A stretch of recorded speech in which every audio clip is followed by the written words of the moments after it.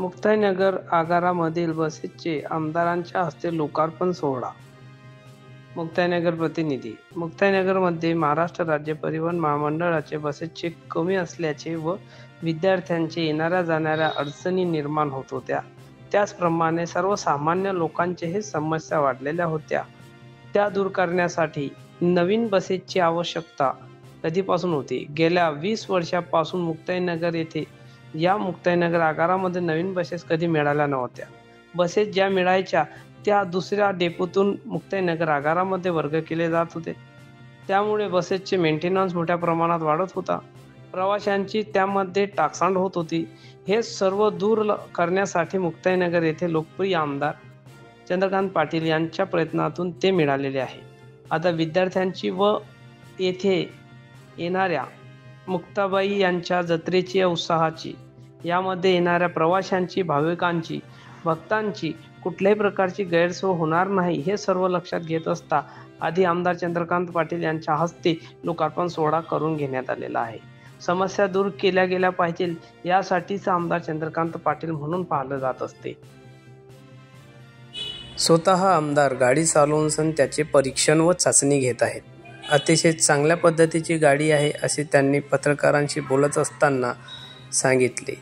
जाणून घेऊया आपण आमदार यांचे मत.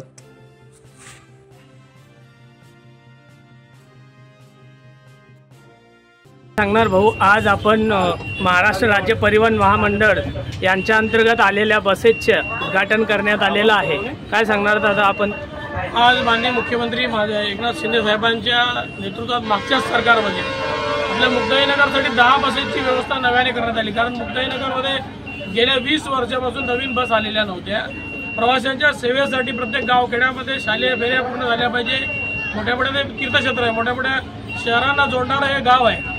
इथे नव्या अद्ययावत बसेस असल्या पाहिजे म्हणून 22 EV बसेस आणि 10 त्या कॉमन बसेस आपल्या आपण तिथे प्रपोज केल्या होत्या. त्या 10 बसेस आज नवीन सरकारच्या म्हणजे देवेंद्र फडणवीस साहेबांच्या नेतृत्वात आणि शिंदे साहेबांच्या मार्गदर्शनामध्ये प्रताप सरनाईक साहेबांनी त्या 10 बसेस मुक्ताईनगरला प्रथमतः दिल्या. त्याच्याबद्दल त्यांचे आभार मानतो. आणि खऱ्या अर्थाने लोकार्पित आपण या मुक्ताईनगर सर्वसामान्य प्रवाशांच्या सेवेसाठी करतोय.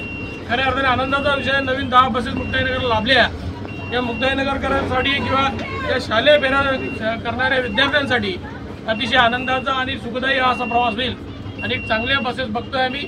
येणाऱ्या काळातही 22 EV बसेस येतील आणि मुक्ताईनगरमधून इतरही प्रवास आपला सुखकर होईल. आज आनंदाचा दिवस आहे. चंदू भाऊ तुम आगे बढ़ो, हम तुम्हारे साथ हैं.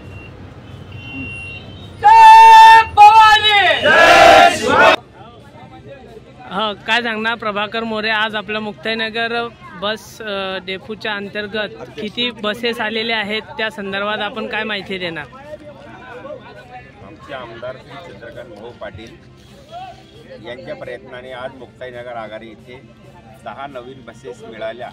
त्याबद्दल मी चंद्रकांत भाऊ आमदार यांचे मनापासून हार्दिक शुभेच्छा देतो व आभार मानतो.